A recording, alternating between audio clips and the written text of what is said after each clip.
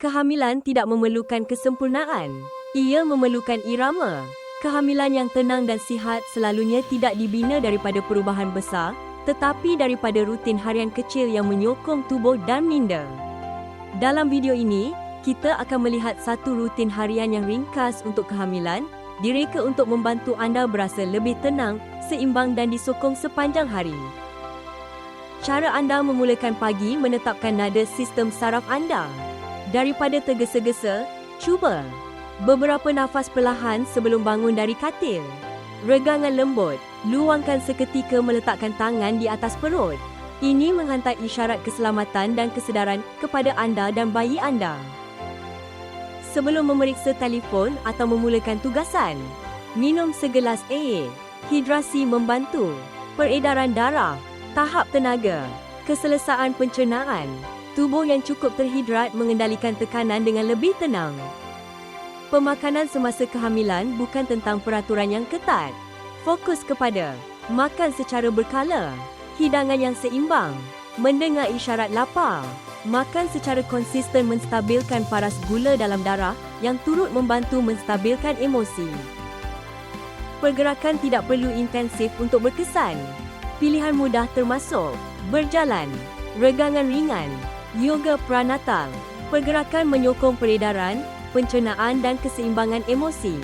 Tubuh anda direka untuk bergerak walaupun ketika berehat. Sertakan waktu rehat dalam hari anda.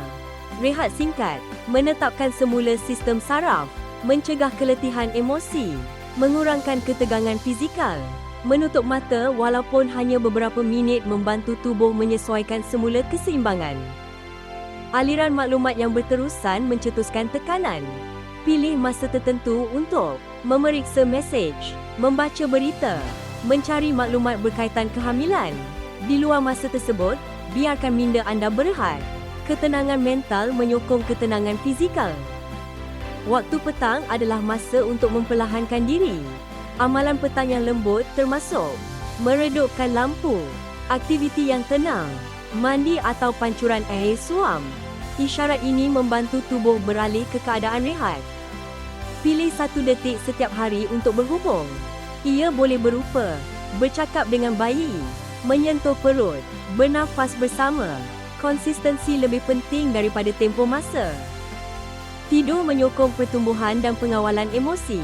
Amalan yang membantu, bantal sokongan, posisi tidur yang selesa, mengurangkan masa skrin sebelum tidur. Rehat yang berkualiti membantu tubuh pulih pada waktu malam. Sebelum tidur, akui hari anda. Anda boleh mencatat dalam hati. 1 perkara yang anda syukuri.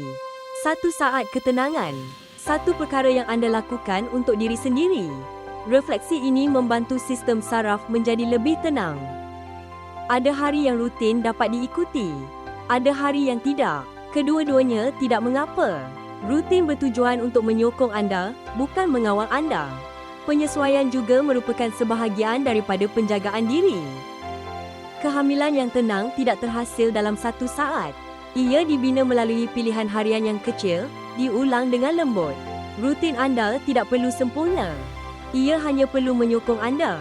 Apabila anda menjaga irama diri, tubuh anda dan bayi anda akan memberi respons.